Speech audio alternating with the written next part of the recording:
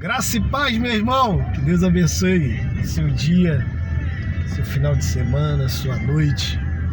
E estamos aqui mais um vídeo da parte da graça dos irmãos, né, irmão jovem? Ô glória, louvado Amém. seja Deus. Amém. Irmão, queria falar algo da parte de Deus para vocês. Porque muitas das vezes a gente fala da palavra, né? E às vezes a gente não entende muito da palavra, não quer se aprofundar na palavra.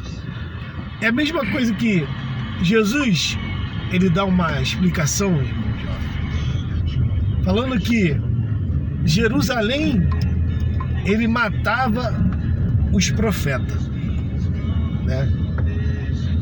Ele chega a dizer: Jerusalém, Jerusalém, que mata os profetas e apedreja quem são enviados.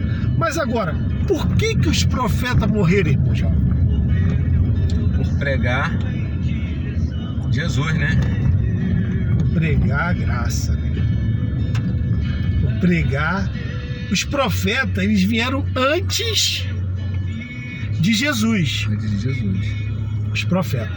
Mas os profetas traziam a palavra de Deus. Mas o que os profetas traziam que incomodava tanto Jerusalém para eles matar os profetas?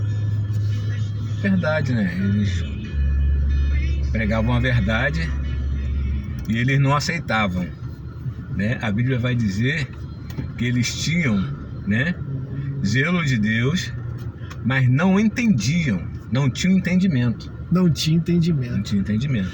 Quer dizer, os profetas, eles tinham o entendimento de Deus, ao qual o povo de Israel não tinha, que está em Romanos capítulo 10, né? É.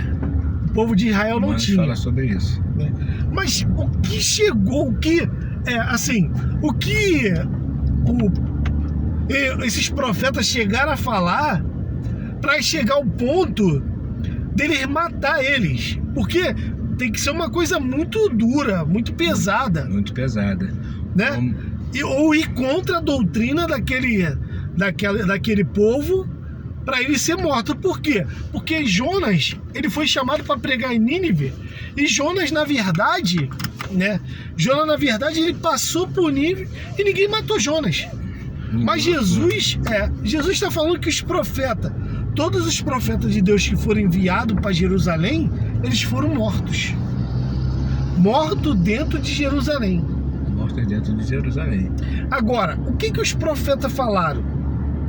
A gente vai ver, se a gente parar para meditar, a gente vai ver em Isaías 66, que Isaías 66, ele vai falar, qual é o lugar do meu repouso? Porque que casa me edificarei? Porque o céu é o meu trono e a terra é o estrado do meu pé. A gente até já falou sobre isso. O estrado do pé é o lugar onde você senta numa cadeira e você apoia o pé, né? Como se fosse engraxante para falar, apoia o pé aqui, naquele lugar pequenininho que só dá o pé. Deus estava dizendo o tamanho que ele era, né? O tamanho de Deus, que Deus é, na verdade. Isaías 66. Agora, vamos parar para pensar que Isaías 66, ele ainda vai falar que quem sacrifica um boi é como se degola um homem.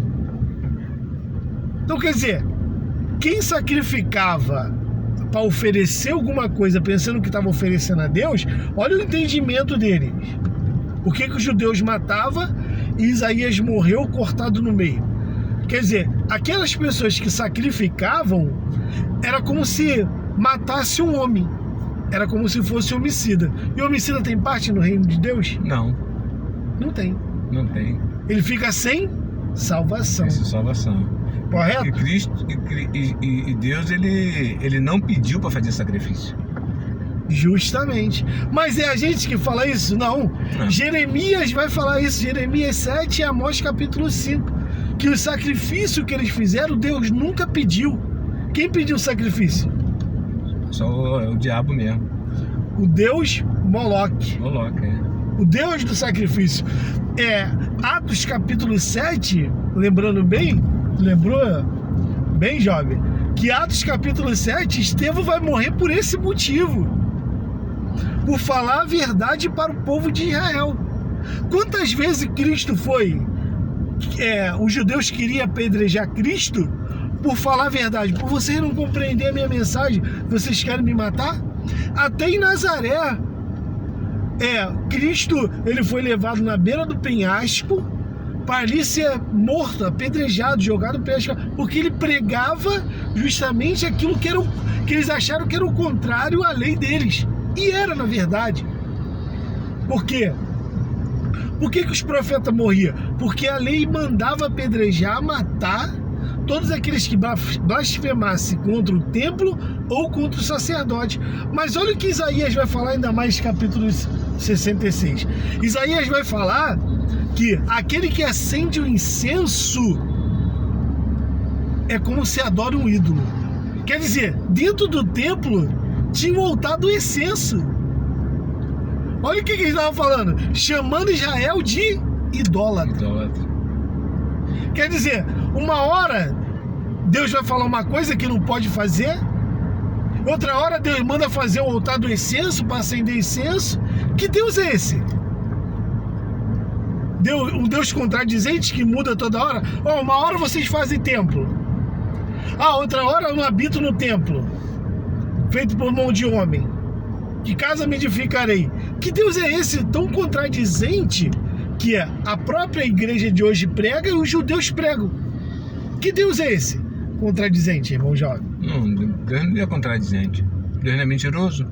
Deus não é mentiroso. A Bíblia mesmo fala, o próprio profeta vai falar que Deus não é homem para que minta, nem filho do homem para que se arrependa. Nem filho do homem, Deus não vai se arrepender nunca. Então há duas pessoas falando no Velho Testamento, dois deuses falando no Velho Testamento, e o povo não consegue distinguir isso, né? O povo não consegue distinguir. Porque o que acontece? Há uma grande contradição, ao qual até mesmo os ateus, né, bate muito no cristianismo. Porque que Deus contraditório é esse? Uma hora Deus fala, não matarás, outra hora Deus manda assassinar uma terra inteira, manda criar guerra. Que Deus é esse? Deus da guerra. Deus não é de confusão. Deus não é de confusão. Deus também não vai mandar matar. Por quê? Tá na lei dele. Tá na lei dele. Se Deus tiver de matar alguém, tirar a vida de alguém, o que ele vai fazer? O que ele fez com Ananias e Safira?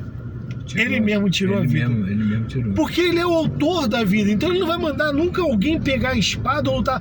Eu vou lutar por você. Seria até injusto. Seria até injusto da parte de Deus falar que está lutando por uma nação. Vai lá que eu vou lutar pelo lado de vocês.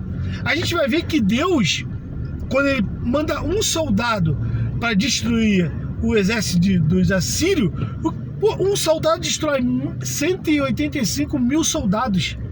Um anjo destrói. Um anjo só destrói. A gente vai ver quando Deus quer destruir, ele faz igual Noé. Noé prega, vou mandar o dilúvio. Ele pode destruir. Quando Deus chamou Gideão não precisou pegar a espada para vencer batalha, não. Quando ele estava pela fé, Gideão pegou o quê? Um cântaro, foi lá, tocou a trombeta e o povo saiu lá, porque Deus, ele pode fazer sem você pegar a espada. Nós temos que ver quando Deus está operando, quando Deus não está operando. Então, os profetas, eles foram mortos por falar a verdade. Então, por que o apóstolo Paulo foi perseguido? Pregar a verdade, né? Ele pregava Cristo. E quando o apóstolo Paulo, muitas das vezes, quase todas as vezes que o apóstolo Paulo foi preso por quem?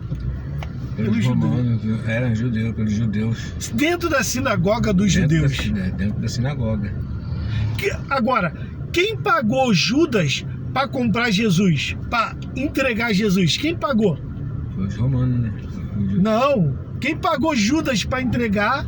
Os sacerdotes. Os sacerdotes. O sumo sacerdote Caifás. E aonde Jesus foi julgado? Dentro do Sinédrio. Dentro do Sinédrio.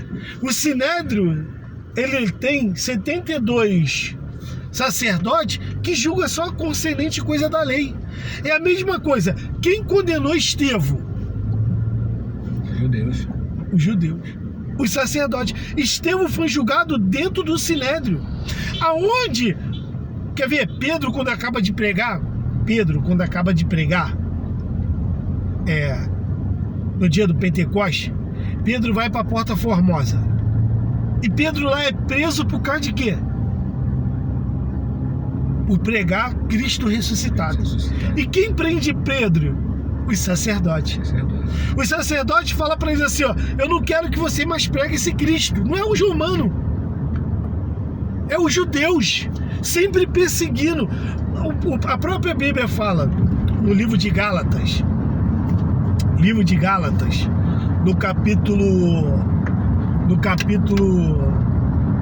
no capítulo 3, vai falar, e 4, capítulo 3 e capítulo 4, vai falar que os filhos da carne sempre perseguia os filhos da livre.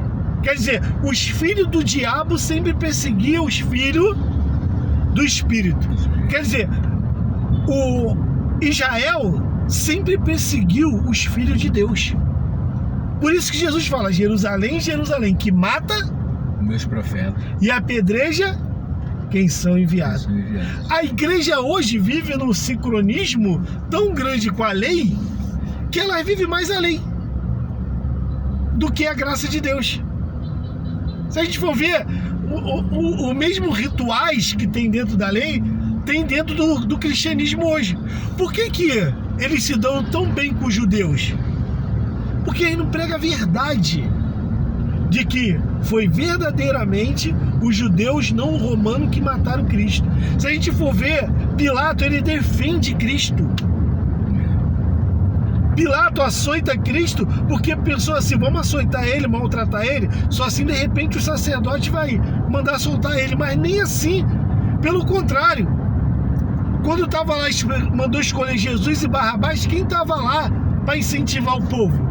Para pedir, grita Barrabás, escolhe Barrabás. Quem estava lá? A Bíblia fala que era homem respeitado, os anciões de Israel. Quer dizer, o sumo sacerdote estava lá pedindo, escolhe Barrabás, não escolhe Cristo não.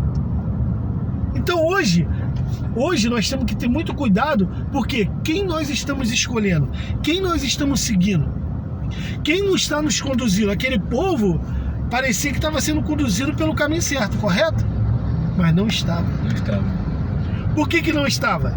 Jesus veio resgatar o que havia perdido. Veio para quem? Jesus veio para os doentes. Jesus veio para o seu povo. Quem era o povo dele? Os judeus. Quem era o povo dele? Os judeus. Ele veio para o seu, mas o seu não receberam, então o seu não recebendo, aí o que acontece? Veio para o gentio. Tu tá entendendo? Tô entendendo.